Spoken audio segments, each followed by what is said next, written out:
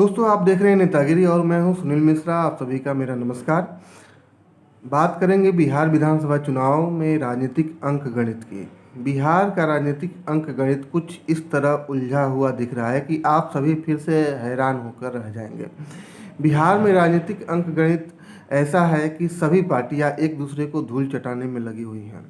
गठबंधन के अंदर गठबंधन हो रहा है, गठबंधन के बाहर गठबंधन हो रहा है, अंदर गठबंधन भी हो रहा है, बाहर भी गठबंधन हो रहा है। एक बिहार के राजनीति का नया चरित्र उभर कर सामने आ रहा है। जो आपके साथ है वो पता नहीं कितने दिन तक साथ है, जो आपके खिलाफ है वो पता नहीं कितने दिन तक खिलाफ है। ये एक अजीब सी राजनीति।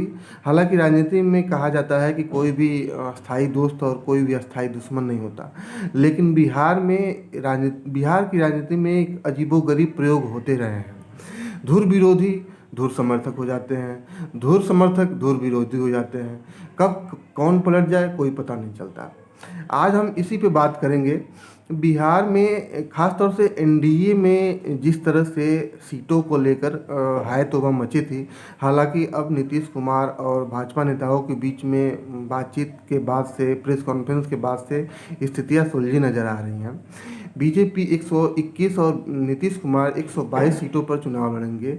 नीतीश कुमार अपने कोटे से जीतन मांझी को सीटें देंगे और बीजेपी अपनी कोटे से वीआईपी पार्टी यानी मुकेश सहनी की पार्टी को सीटें देंगी।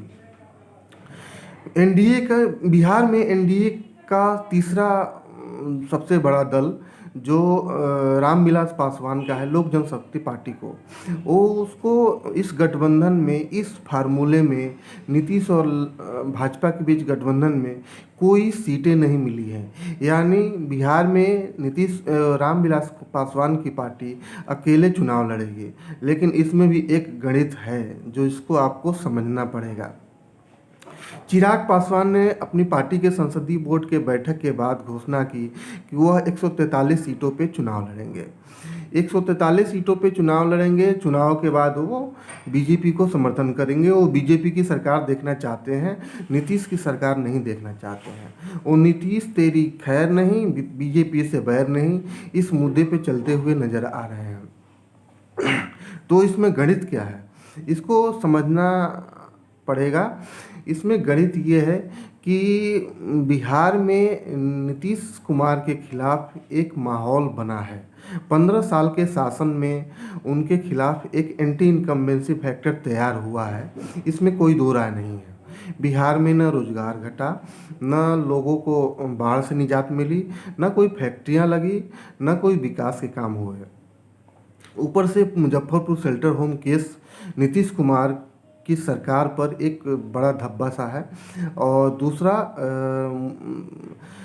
कई घोटालों में नीतीश कुमार की पार्टी के नेताओं का नाम सामने आया है। विपक्षी पार्टियां इन घोटालों को लेकर रोजगार के मोर्चे पर, बाढ़ के मोर्चे पर, कोरोना में फेल्योर के मोर्चे पर नीतीश कुमार की आलोचना करती रही हैं और कहीं ना कहीं जनता भी इन मुद्दों को लेकर जागरूक हो रही है और सवाल उठा रही है। तो नीतीश कुमार के खिलाफ एक माहौल है और बीजेपी इसी माहौल को अपने पक्ष में भुनाना चाहती है। बीजेपी क्या चाहती है? बीजेपी चाहती ये है कि एलजेपी नीतीश के पार्टी के उम्मीदवारों के खिलाफ मजबूती से चुनाव लड़े। जी हाँ, इस हिसाब से बीजेपी 243 सीटों के बिहार विधानसभा चुनाव में 262 सीटों पे चुनाव लड़ेगी। ये भी एक अलग तरह का राजनीतिक अंक गणित है जो आपको समझना पड़ेगा। सीटें हैं 243, लेकिन बीजेपी 262 सीटों पे चुनाव लड़ेगी। कैसे? इसलिए कि बीजेपी जो है अपनी सीटें जो एनडीए में उसे मिली है 121, और बाकी चिराग पासवान की पार्टी जो चुनाव लड़ेगी, मतलब चिराग पासवान की पार्टी से कोई जीते या बीजेपी से कोई जीते, अगर चिराग पासवान की ज़्यादा विधायक लेके आते हैं तो उनको बीजेपी को ही समर्थन करना है। बीजेपी के अपने ज़्यादा विधायक हो जाते हैं तब तो उसके बल्ले बल्ले है ही। इस तरह के समीकरण बिहार विधानसभा चुनाव में देखने को मिल रहे हैं। एनडीए में आपसी रार है। पहले महागठबंधन में भी आपसी रार थी, लेकिन वीआईपी पार्टी और उपेंद्र कुशवाहा के बाहर होने के बाद से कांग्रेस और राजद ने आपस में मामला सुलझा लिया। राजद ने तेजस्वी को मुख्यमंत्री पद के रूप में स्वीकार करने के एवज में कांग्रेस को इतनी सीटें दे दी जितनी कांग्रेस को खुद उम्मीद भी न थी। लेकिन एनडीए में एक खींचतान तो चल रही है। नीतीश कुमार भी इसे भली भांति समझते हैं कि अगर बीजेपी के विधायक ज़्यादा हुए तो नीतीश कुमार मुख्यमंत्री नहीं रहेंगे। नीतीश कुमार को ये भली भांति पता है। चिराग पासवान कुछ महीने पहले से ही नीतीश कुमार के खिलाफ मोर्चा खोले हुए हैं। नीतीश कुमार चाहते हैं कि चिराग पासवान केंद्र में भी एनडीए से बाहर हो जाएं और पीएम मोदी के नाम का इस्तेमाल चुनाव प्रचार में ना करें।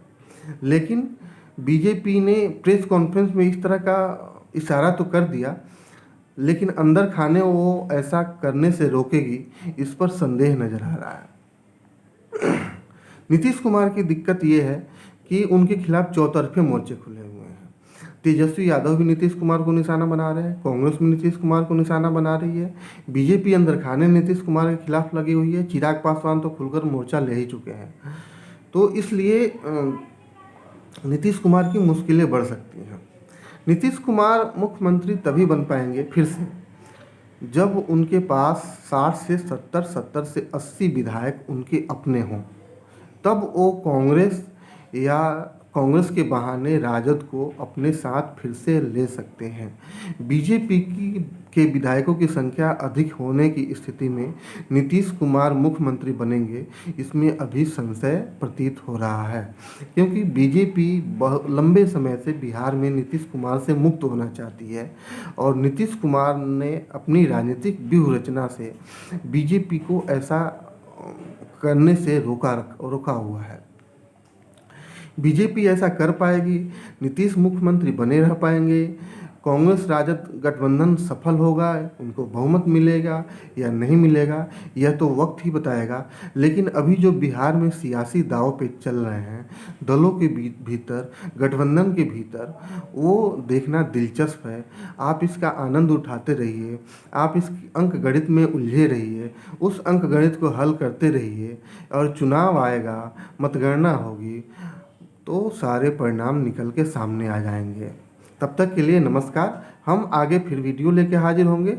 अगर आप हमारे चैनल पे पहली बार आए हैं तो सब्सक्राइब करना ना भूलें और वो घंटी भी ज़रूर दबाएं ताकि हमारे वीडियो के नोटिफिकेशन आपको हमेशा मिलते रहें। धन्यवाद।